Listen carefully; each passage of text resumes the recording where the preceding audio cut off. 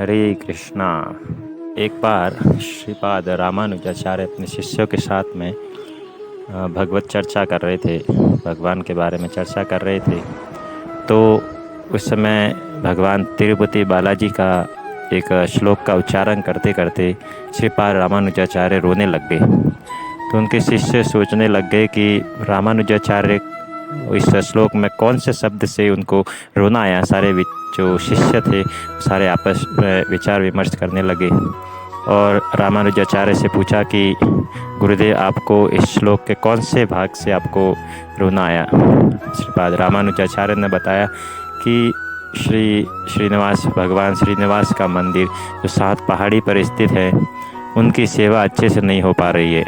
वहाँ पे बहुत सारे रंगीन फूल हैं भगवान को चढ़ाने के लिए, सुगंधित फूल है, लेकिन उन फूलों से हार बनाकर कोई भगवान को पहनाने वाला कोई नहीं है और भगवान की इतनी अच्छी से देखभाल नहीं हो पा रही है, क्योंकि मंदिर जो है पहाड़ी पर स्थित है।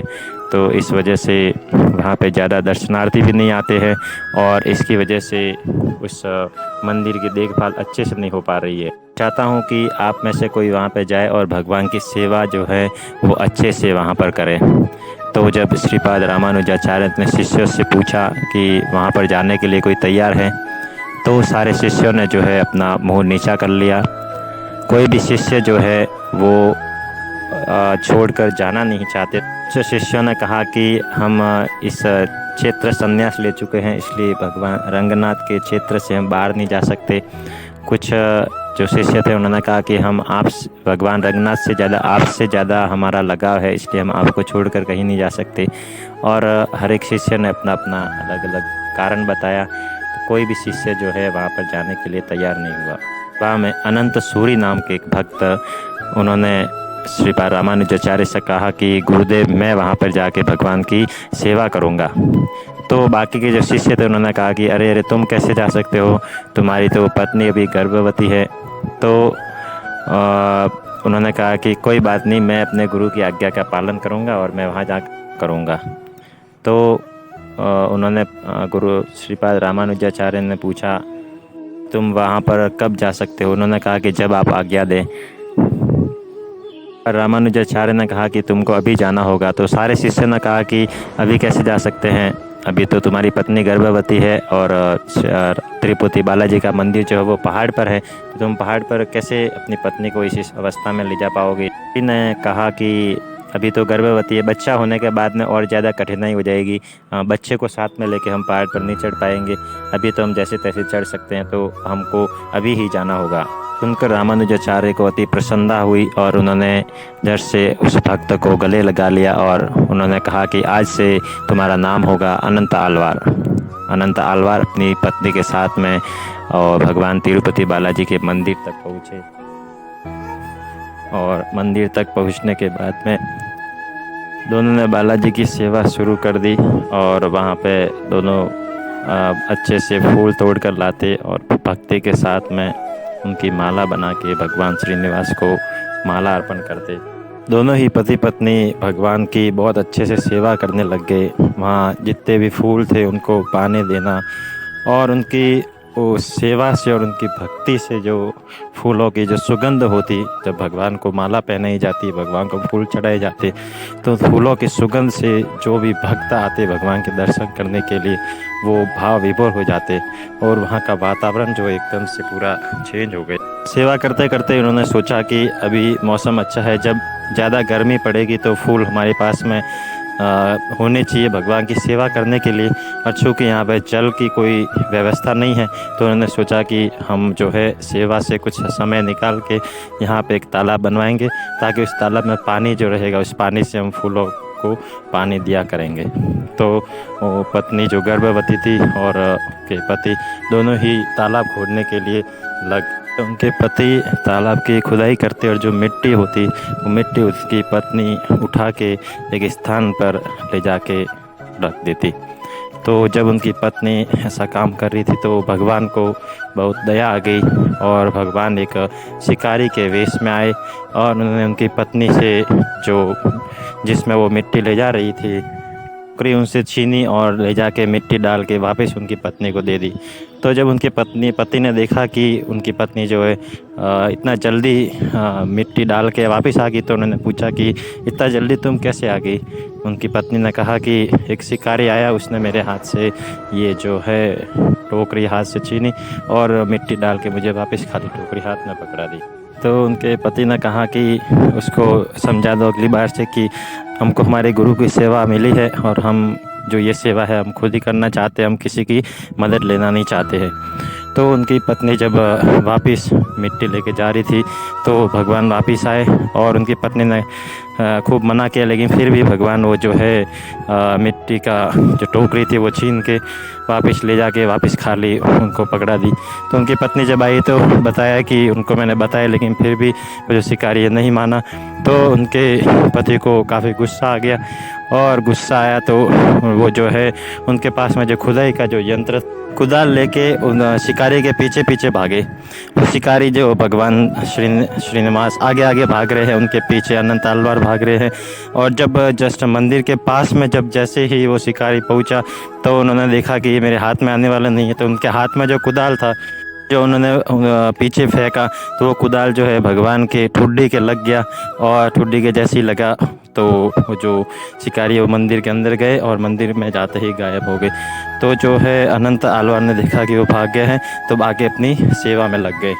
पति पत्नी जो है भगवान की माला बनाने में व्यस्त थे। पूरा फूलों का पहाड़ सा बना हुआ था और लगातार वो भगवान के लिए माला बनाए जा रहे थे।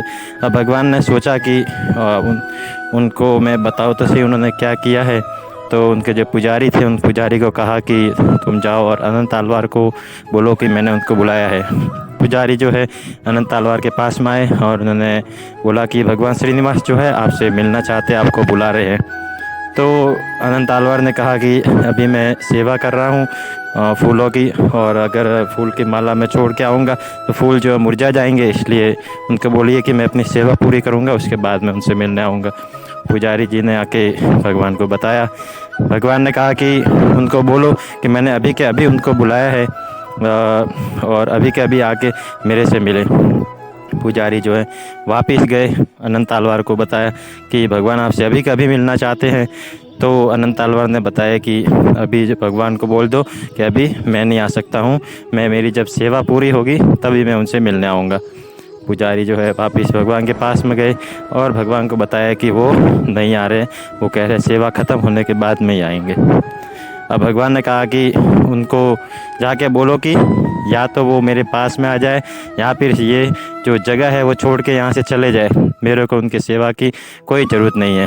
तो वो जो पुजारी है वापस अनंत तलवार के पास में आए और उन्होंने बोला कि भगवान ने आपको यहाँ से जाने के लिए कहा है।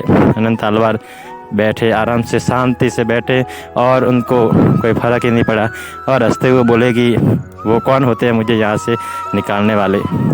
वो खुद भी तो यहाँ पे कुछ समय पहले ही यहाँ पे आए हैं और कुछ समय पहले मैं यहाँ पे आया हूँ।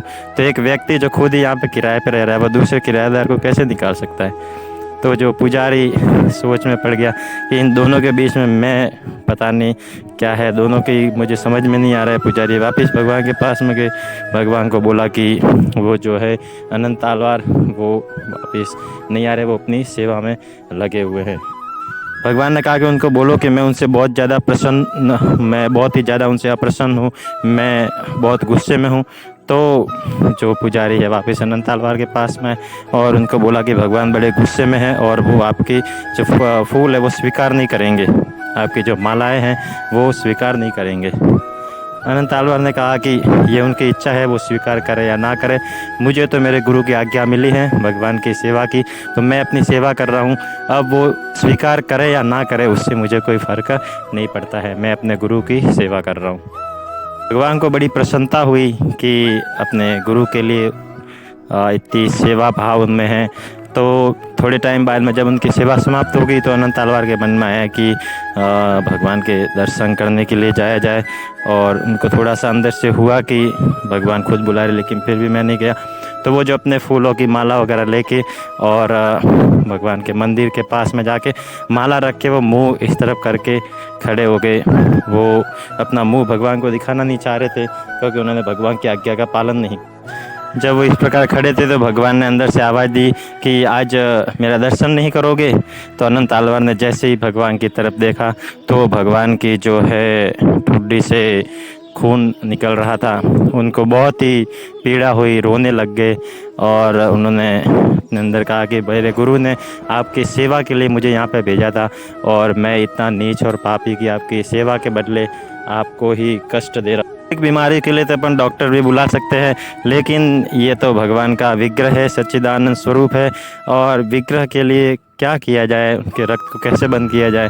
तो उन्होंने भगवान से पूछा कि प्रभु कैसे आपका ये जो है घाव ठीक होगा। तो भगवान ने कहा कि जब आपके चरणों की धूल को कब मेरे यहाँ पे घाव पे लगाया जाएगा तभी मेरा ये जो घाव है वो ठीक होगा। तो उनके चरणों की धूल, भक्तों के चरणों की धूल को कपूर के साथ में मिला के जब भगवान के घाव पर लगाया गया तो भगवान का जो घाव है वो ठीक हो। घटना की याद में आज भी भगवान तिरुपति बालाजी को कपूर का लेप लगाया जाता है भगवान की ठुड्डी पे।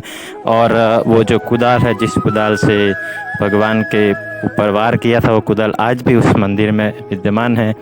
तो हम समझ सकते हैं कि भगवान जो है वो भक्ति के अधीन है और वो भक्ति तभी सफल होती है जब गुरु की आज्ञा का पालन होता है।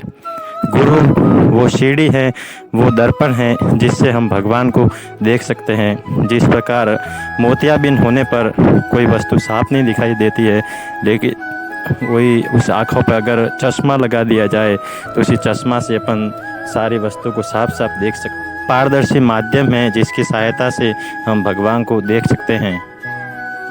यस्य प्रसादात् भगवत प्रसादो यस्य प्रसादात् न गति कुतोपि। अगर गुरु की कृपा है तभी भगवान की कृपा मिल सकती है, और अगर गुरु की कृपा नहीं है तो भगवान की कृपा भी नहीं होगी।